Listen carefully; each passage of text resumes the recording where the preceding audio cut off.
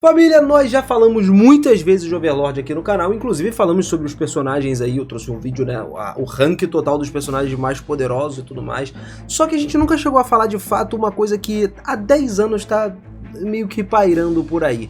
Quão forte eram os personagens de Overlord, os NPCs e tudo mais, quando eles chegaram nesse mundo. A gente viu alguma palhinha, mas pra vocês terem uma ideia, a novel, como eu sempre falo, é muito diferente do anime, tá? E eu entendo perfeitamente que esse vídeo aqui tá sendo, sei lá, com 10 anos de atraso. Brincadeiras à parte. Mais uma vez eu tô aqui pra gente comparar o anime e a novel da primeira temporada. Então bora se reunir mais uma vez e bora falar sobre o quão forte eram os Guardiões de Andar de Nazarick lá no início da história, lá na primeira temporada, com coisas que você perdeu que a novel trouxe pra gente, tá? Então já pega aquela tua pipoquinha, já vem comigo preparadíssimo pra gente falar sobre muita coisa hoje. Vamos que vamos.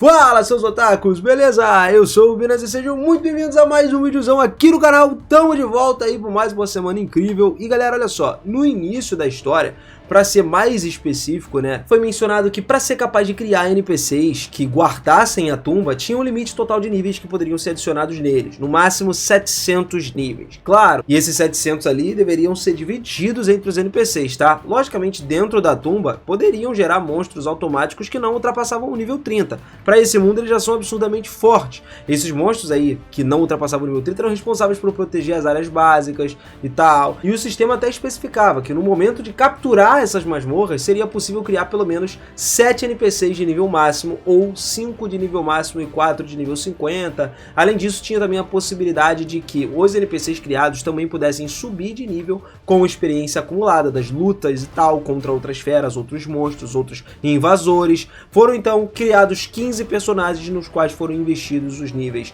de 8 protetores de chão lá, né, Guardiões de Andar, cada um responsável por um setor da tumba, e os chefes de servos, que são os 6 servos de combate lá, que são as Pleiades e tudo mais, isso sem contar as 42 empregadas gerais, que a gente vai falar em outro momento. Mas, distribuindo todos os pontos de nível, os Guardiões de Andar e o chefe pessoal alcançaram o nível 60 cada um, enquanto as 6 empregadas de combate eram nível 46. Eventualmente, todos eles subiram de nível a cada ataque sofrido pela tumba de Nazarick. Por conta das constantes batalhas dos jogadores e tal, todo mundo queria dominar a masmorra mais difícil de todos os tempos de Yggdrasil. É importante a gente destacar que a tumba de Nazarick ela não foi só mencionada no anime como um local impenetrável.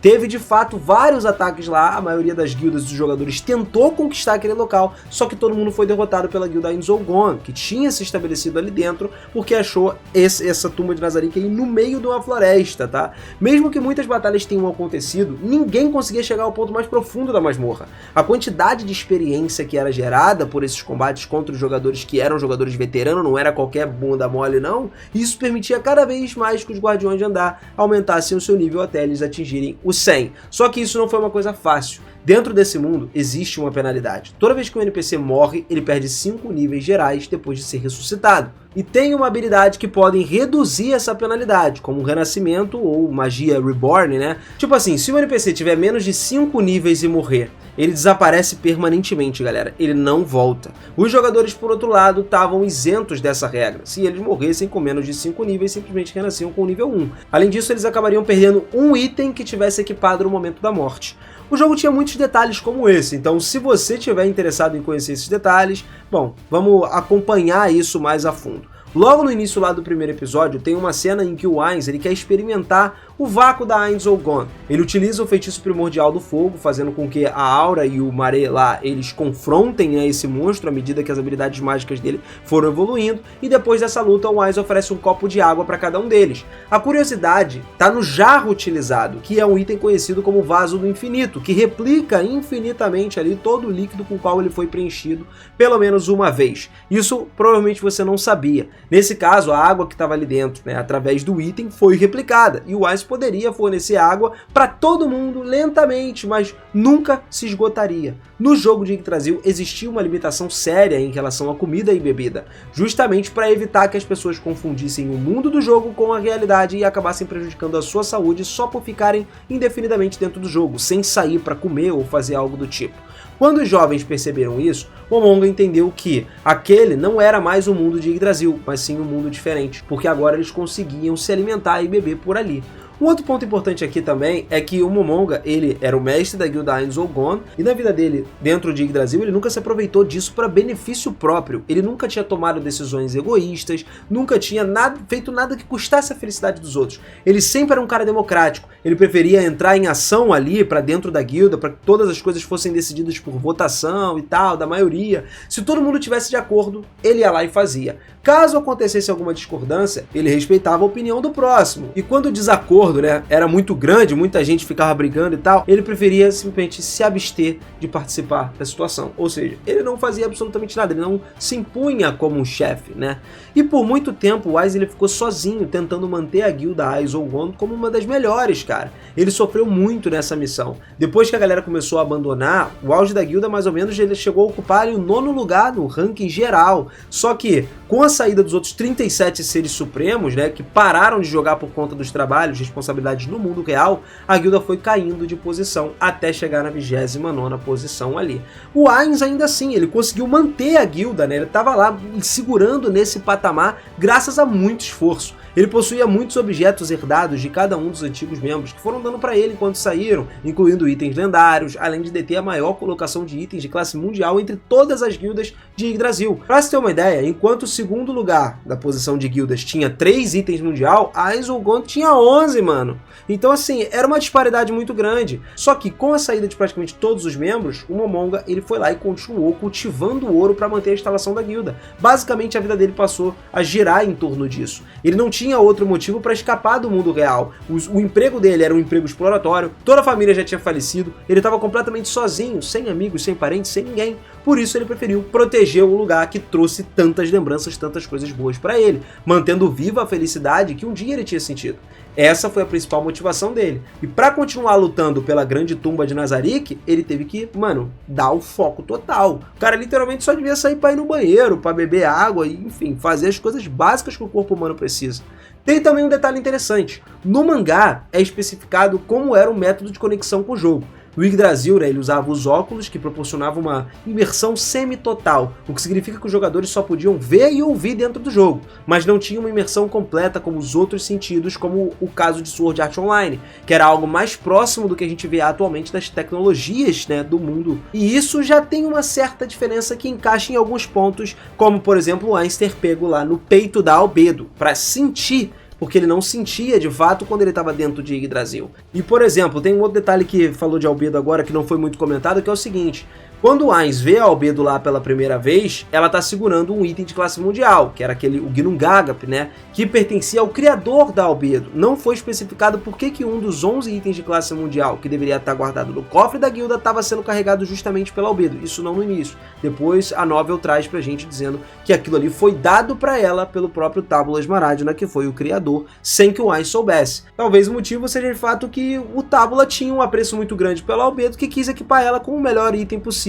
garantindo que ela nunca fosse ferida em combate. E isso faz sentido de certo ponto, porque ela era uma que ficava na linha de frente de combate, tá ligado? De frente da Albedo, que fica nos andares mais altos lá, ou, aliás, mais baixos, né, de Nazarick, no 8º andar, para qual quase nunca ela vai sair de lá, ela só funciona nitidamente ali dentro. Temos a Nigredo também, mas a Nigredo não é feita para um combate direto, ela é feita para cuidar de criança, basicamente. Então a Albedo seria de fato quem iria herdar e quem herdou o Ginnungagap. Só que adiante, mais pra frente na série também, foi revelado que o relacionamento entre a Shallter e a Aura é muito semelhante a de irmãos, cara.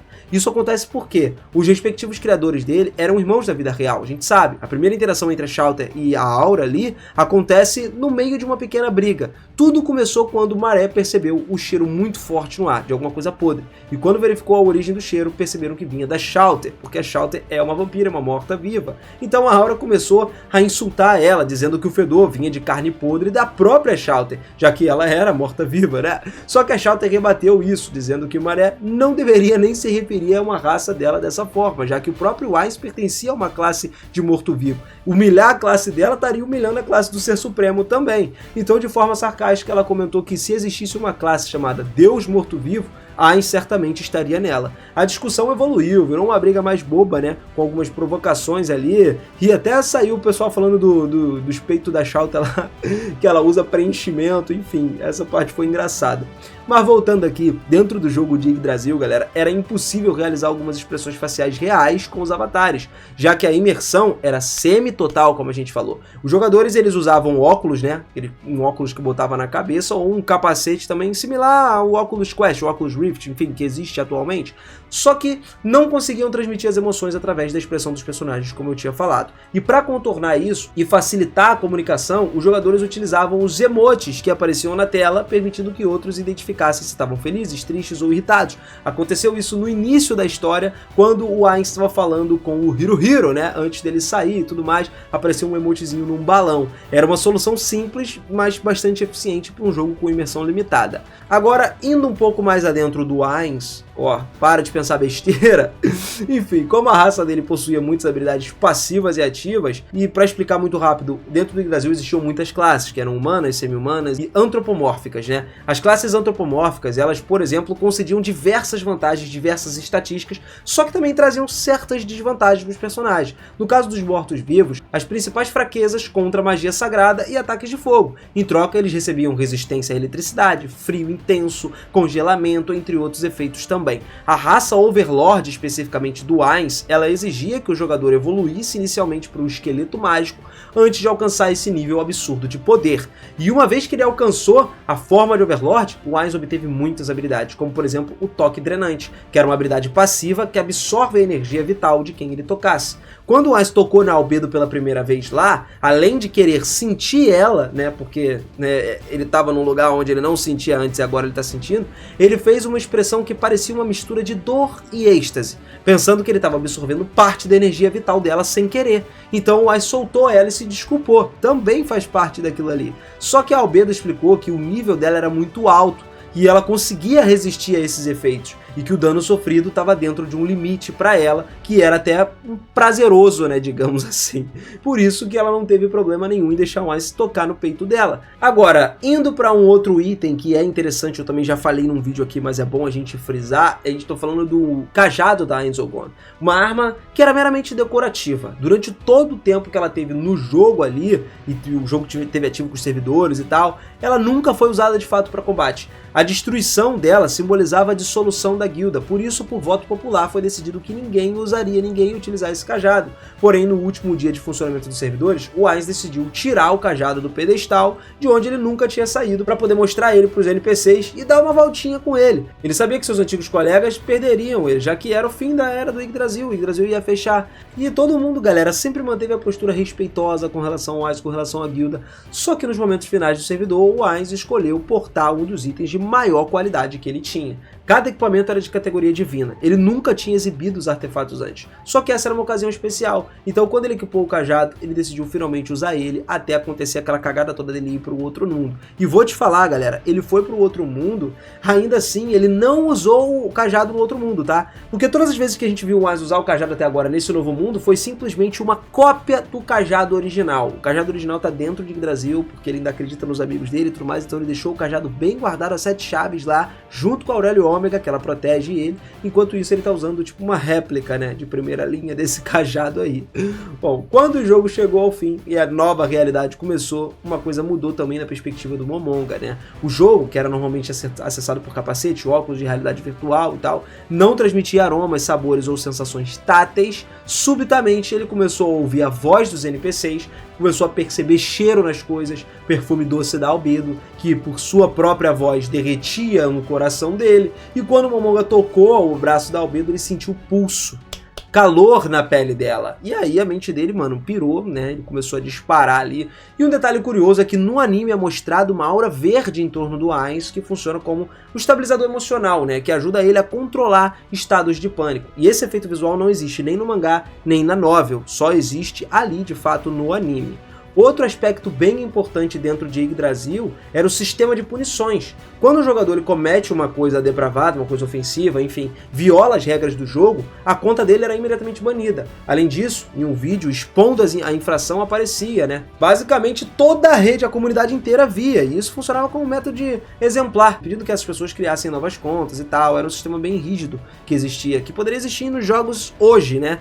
Mas dentro do mangá, um detalhe interessante também é que a Albedo não é tão hipersexualizada quanto a adaptação do anime é. No anime ela é retratada como se fosse uma mulher provocante, dizemos assim, que tá constantemente excitada com Ainz, né? E no mangá a personalidade dela é mais gentil, mais pura e mais serena.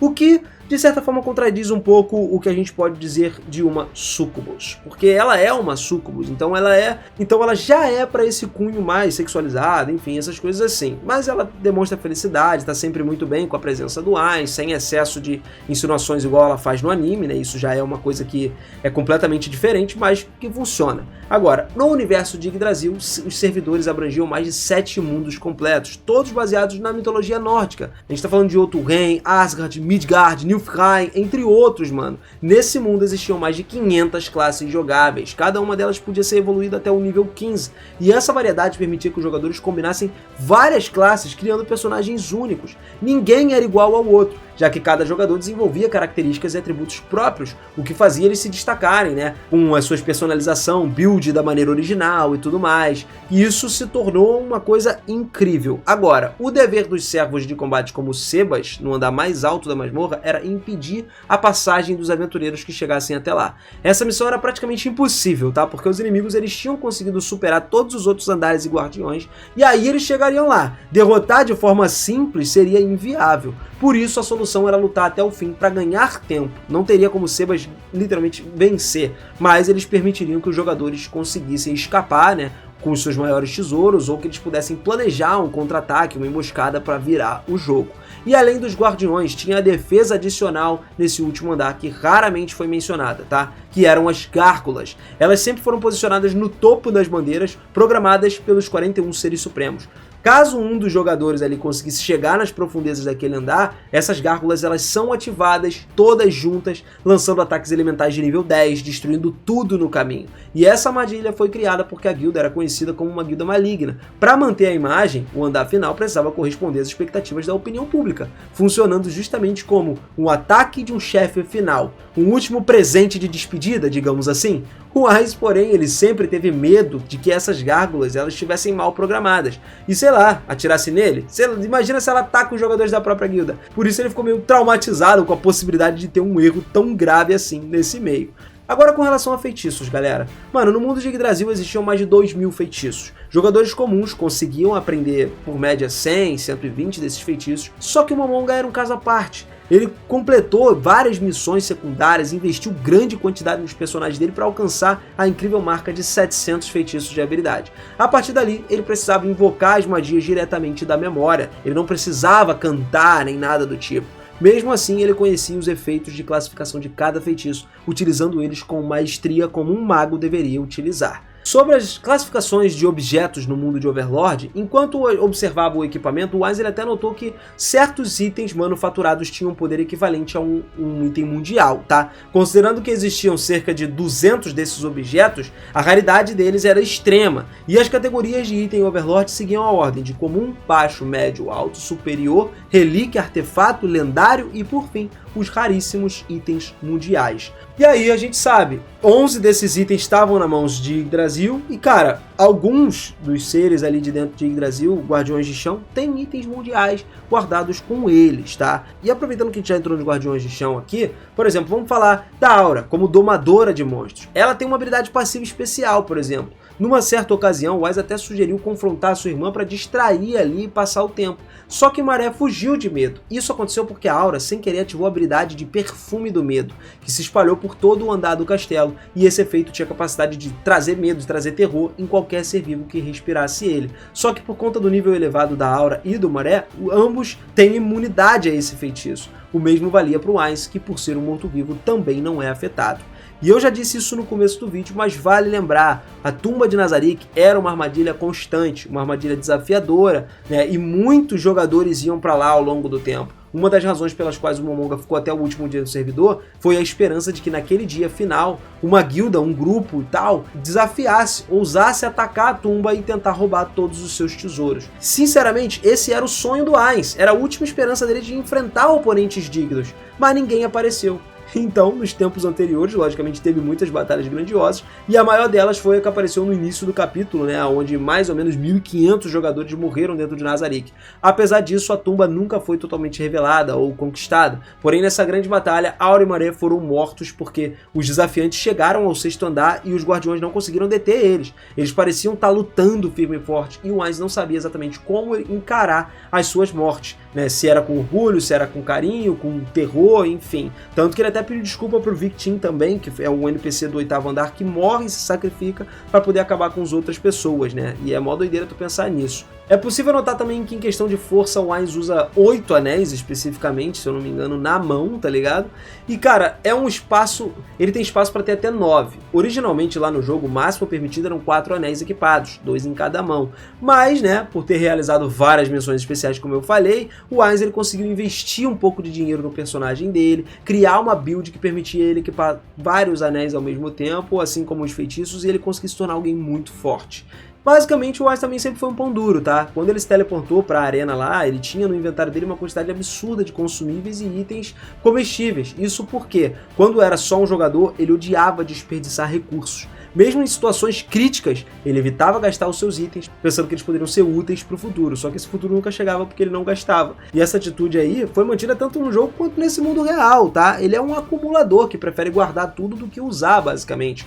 E, ironicamente, isso se torna uma grande vantagem agora nesse mundo, né? Porque, de fato, com o mundo se tornando realidade, ele não pode correr o risco de morrer e vai usar esses itens. E o maior medo do Ainz, cara, era dos NPCs, sabia disso? Ele estava tão assustado com essa nova realidade que ele achava que se os NPCs não tivessem um objetivo real nos seus corações, eles poderiam talvez acabar com a tumba. Mesmo que eles demonstrassem a lealdade, afirmassem que vão seguir as ordens do Ainz, ele sabia que isso poderia ser só por programação. Se ele não mostrasse alguém forte, tinha a chance de que essa lealdade começasse a se romper e eles poderiam voltar-se contra Nazarick. Então o Ainz ele precisava descobrir muito rápido quais eram os seus limites, quais magias ainda podia usar, e ele precisava aparentar uma força absoluta para evitar uma possível rebelião. E no final das contas seria mais ou menos isso. A gente deu uma geral aqui, falamos sobre muita coisa que a gente perdeu, basicamente os fatos que ficaram para trás em Overlord lá no início. Eu espero que vocês tenham gostado desse vídeo, algumas coisas que a gente realmente não tinha comentado ou que comentou